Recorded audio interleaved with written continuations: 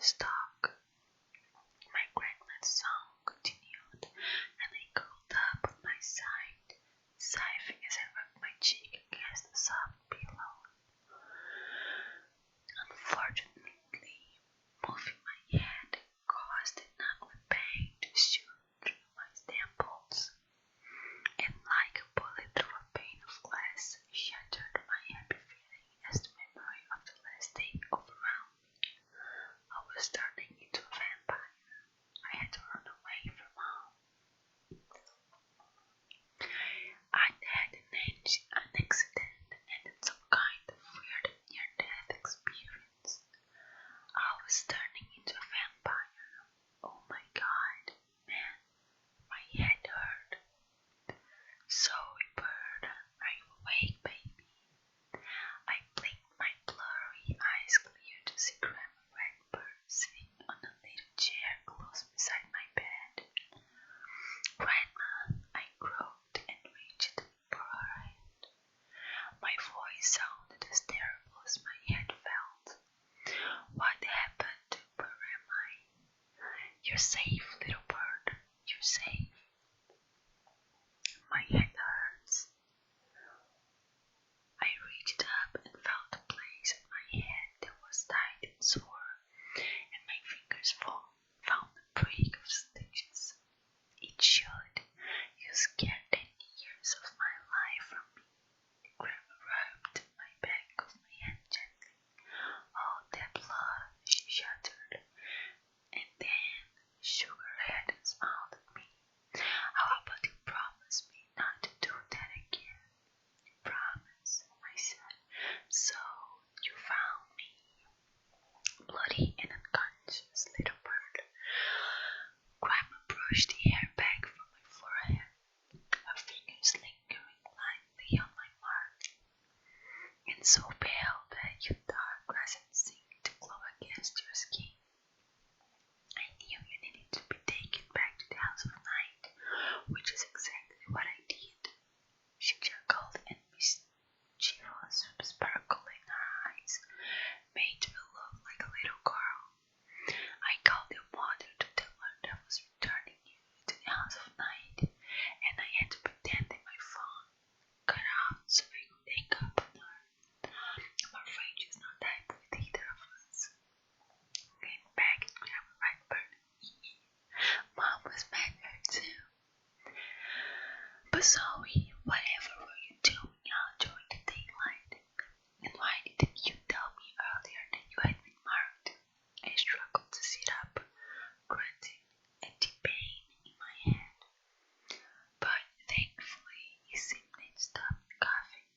Must be because I'm finally here in the House of Night.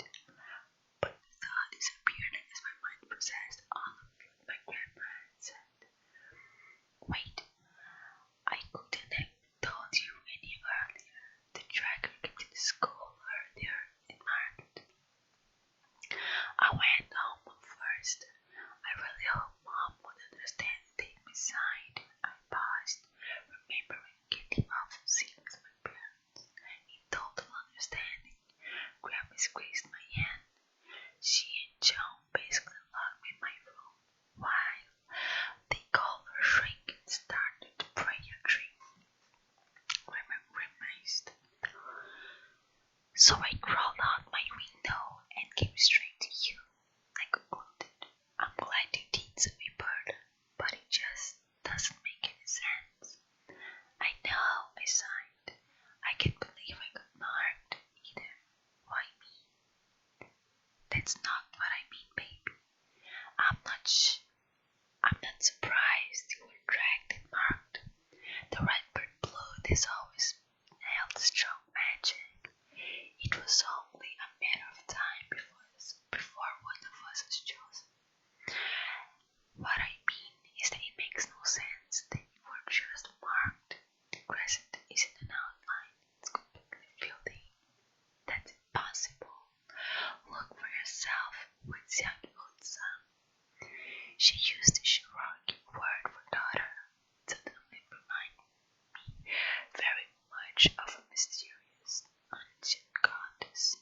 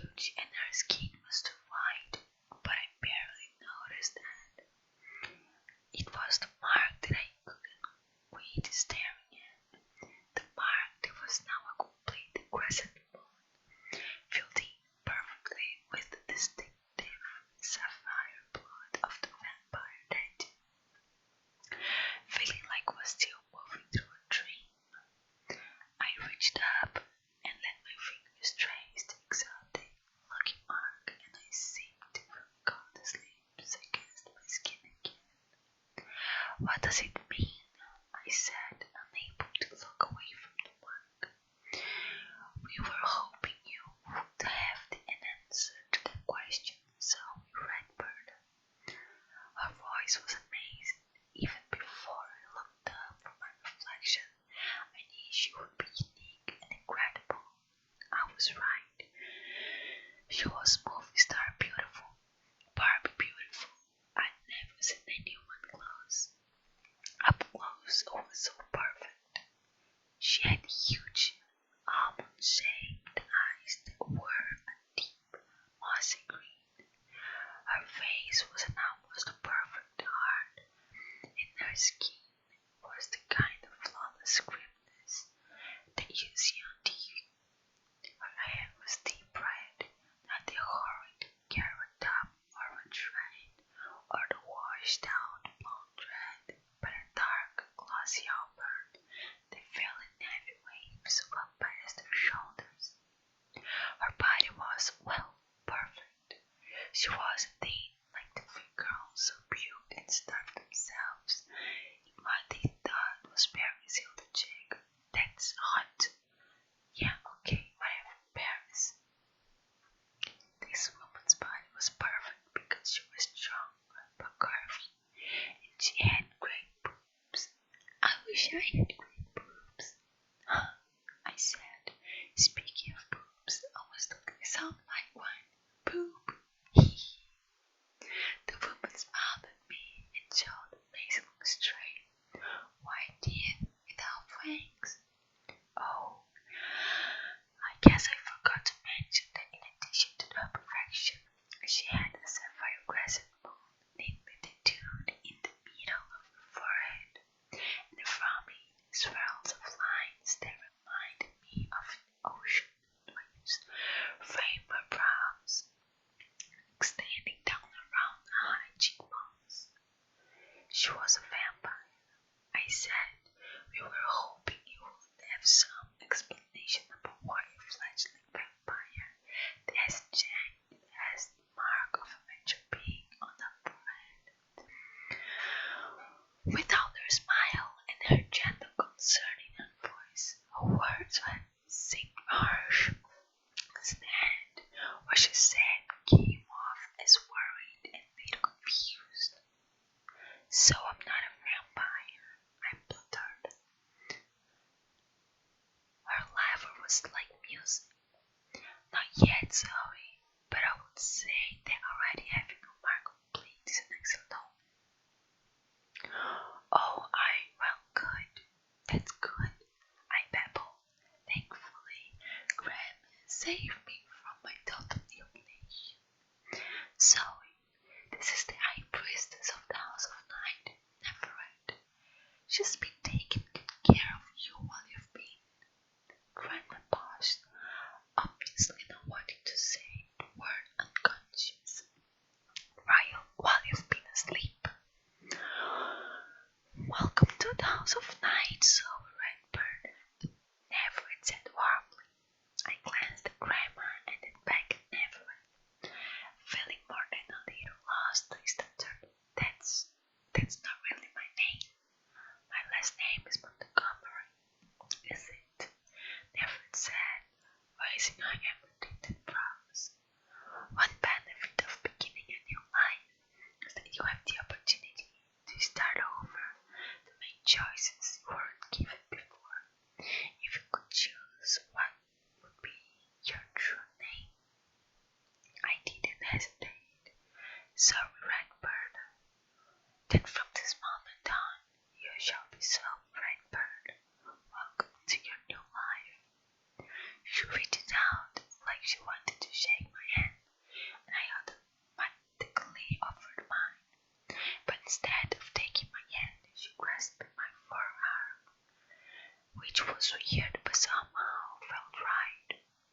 Her touch was warm and firm, her smile blazed with welcome.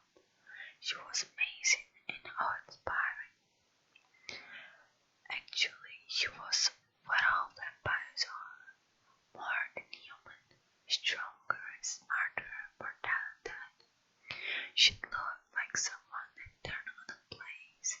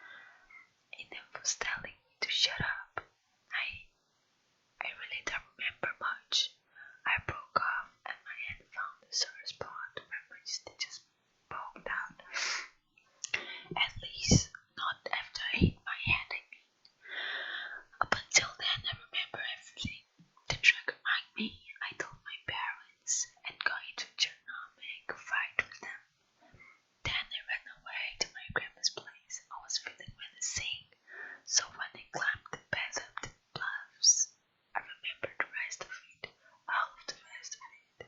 The spirits of the Cherokee people, the dancing at the campfire. Shut up! The feeling screamed at me. I guess I slept because I was coughing so much and hit my head. The next thing I remember is Grandma Red was singing, and then I woke up breathing. I finished in a rush. I wanted to look away from the sharpness of her green-eyed gaze, but the same feeling that was ordering me to be quiet was also clearly telling me that I had to keep eye contact with her, that I had to try really hard to look like I wasn't hiding anything, even though I didn't really have a clue why I was hiding anything. It's normal to experience memory loss with a head wound. Grandma's a matter of family, Parkinson's. I could have kissed her. Yes, of course it is. Never answered quickly, her face losing its sharpness. Do not fear for your granddaughter's health, Silver Redbird. All will be well with her. She spoke to Grandma respectfully, and some of the tension that had been building inside me loosed. If she liked Grandma Redbird, she had to be an okay person, or vampire, or whatever, right? As I'm sure you already know, vampires never paused and smiled at me. Even fledgling vampires have additional powers of recovery. Her healing is proceeding so well that it is perfectly safe to leave the infirmary. She looked from Grandma to me. So, would you like to meet your new roommate? No. I swallowed hard and nodded. Yes, excellent. Never said thankfully she ignored the fact that I was standing there like a smiling, stupid garden gnome. Are you sure you should keep her here? Another day of observation? Grandma asked. I understand your concern, but I assure you those physical ones are very healing and the peace you will find extraordinary.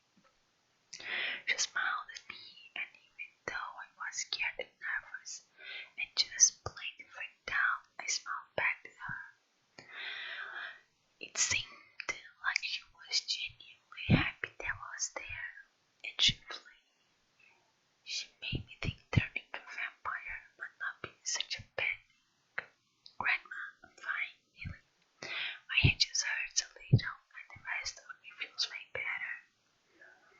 I realized as I said it that it wasn't true. I'd completely stopped coughing. My muscles didn't ache anymore. I felt perfectly normal, except for a little headache. Then Never did something that not only surprised me, but made me instantly like her and begin to trust her. She walked over to Grandmother and spoke slowly and carefully. Sylvia Redbird, I give you my solemn oath that your granddaughter is safe here. Each fledgling is spared with an added mentor. To show you my oath to you, I will be Zoe's mentor. And now you must trust her to my care. Never placed her fist over her heart and bowed formally to Grandma. My Grandma hesitated for only a moment before answering. I'll hold you to your oath, Neverett, High Priestess of Nyx. Then she mimicked Neverett's actions, putting her own fist over her heart and bowing to her before turning to me and hugging me hard. Call me if you need me, Zoe Bird. I love you. I will, Grandma. I love you too. And thank you for bringing me here, I whispered, breathing in the familiar lavender scent and trying to cry.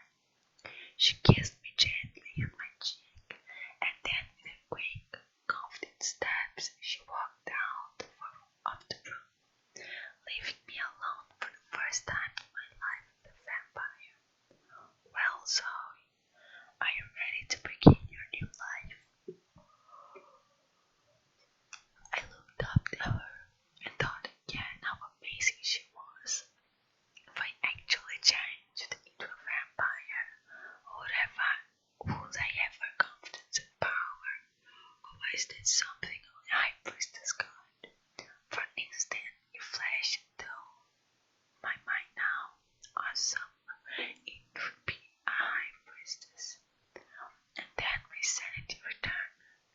was just a kid, a confused kid, and definitely not high priestess material. I just